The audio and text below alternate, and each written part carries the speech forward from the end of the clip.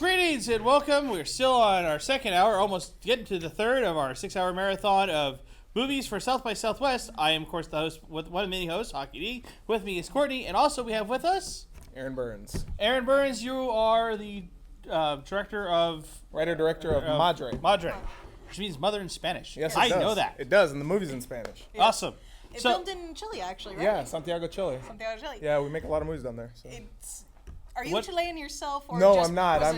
It's weird. Okay, so I grew up here in Austin, Texas, right? I moved down to Santiago, Chile about 5 years ago, and I've been making movies down there with Eli Roth and Nicolas Lopez and Miguel Asensio. And this is my third time here at South by with a movie. I was here with a short in 2010, here with a feature called Blacktino in 2011, and now in 2017 with Madre. Yeah, you were one of the first movies I got to watch as a press screener.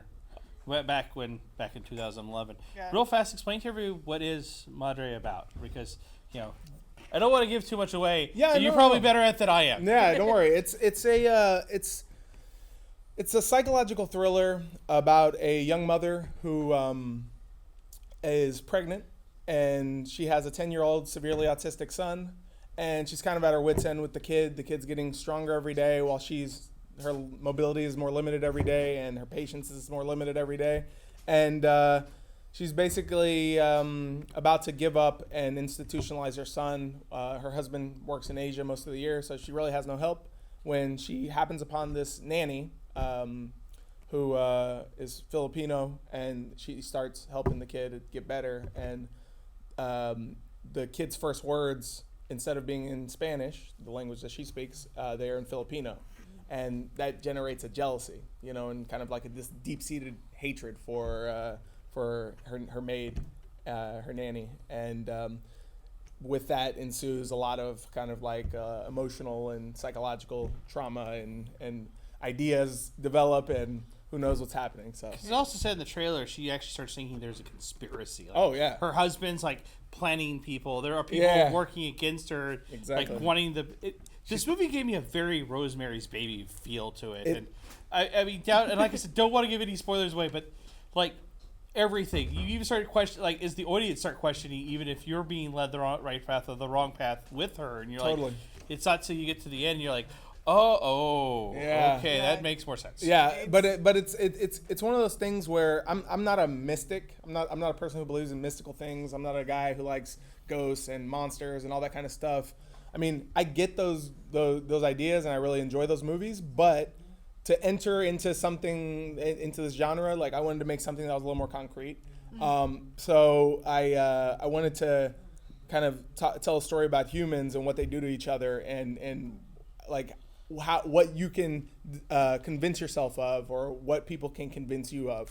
I mean, this movie also isn't a very gory film. Like, I mean, I started working at Troublemaker Studios for Robert and Quentin. Yeah. Right? On Sin City and then Grindhouse. So, and then I got eaten alive by cannibals and all kinds of stuff on Eli Roth's movie, The Green Inferno. So it's like one of those things where I'm not averse to gore. Like, I know gore. I love Greg Nicotero and KMB and all those guys. But in this movie, Terror is a great movie. I mean, it wasn't necessary to like go that far. So there's not a whole lot of gore, but there is a lot of kind of like trauma and tension. So it was a kind of for me, because I don't do horror all that often. In fact, it's kind of a point of amusement with some of my co-hosts on my show that they try to make me watch horror films, because it's not my thing. Yeah. This was a very intense trailer to begin with. Yeah. So I know the movie's just going to get more intense from there.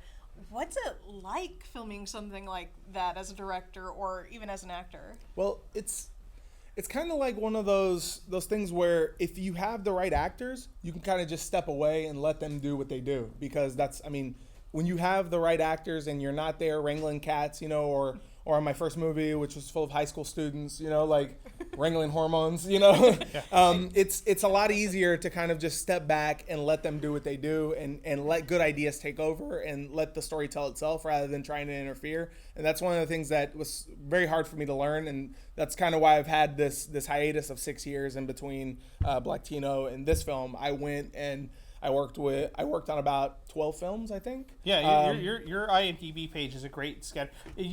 I like you as a filmmaker because you know what every angle of that film that camera looks like. So Totally. you take, particularly with Madre, when I was watching it, I can tell that you know like when the effects guys are doing this is what I need to give them.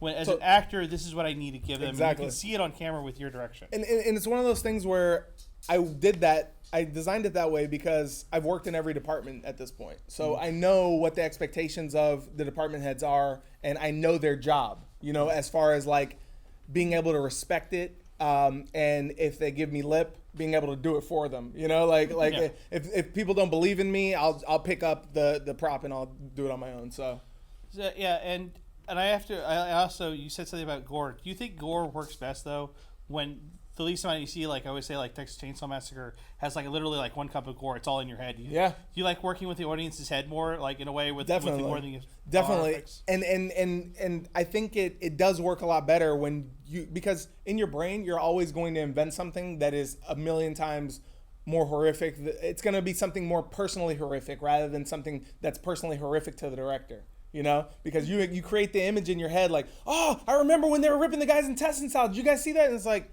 that never happened, you know? Yeah. But you heard the sound effect or whatever, so you made up a picture in your head, kind of like you're reading a novel. Yeah. Love doing that. Have you shown this movie to your mother? Not yet. She's coming tonight. Okay. Okay. I'm super excited. I'm also like, she's gonna look at you. What did I do? What did I do? Something?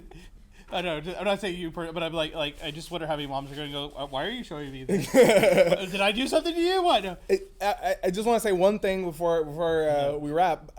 This is called Fanboys TV, right? Yeah. Yes. Okay, so Fanboys TV. Do you know what happened in this building? Like what historic event? Like who has made like somebody that's very near and dear to my heart? Kevin, what happened in this building? I'm not spoiling it. Let him tell. Okay. Robert Rodriguez edited El Mariachi in this building Wow. You didn't tell us this. in the middle of the night. Gavin's family. Just a little fun fact. Gavin's family has been here since he was 5. Like, Really? Yeah. Gavin's literally been here his almost entire life. So were you hanging around Robert back then?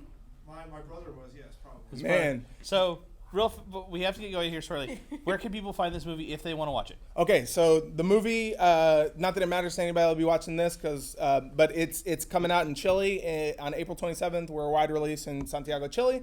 In the whole country of Chile. Then it'll be on Netflix by the end of the year. Awesome. And tonight we are playing at Alamo Draft House, South Lamar, Saturday, 7 p.m. in Theater D. And if you find me, I might give you a ticket. If you find me, if you're the first one to find me, I might hand you a ticket. I found you.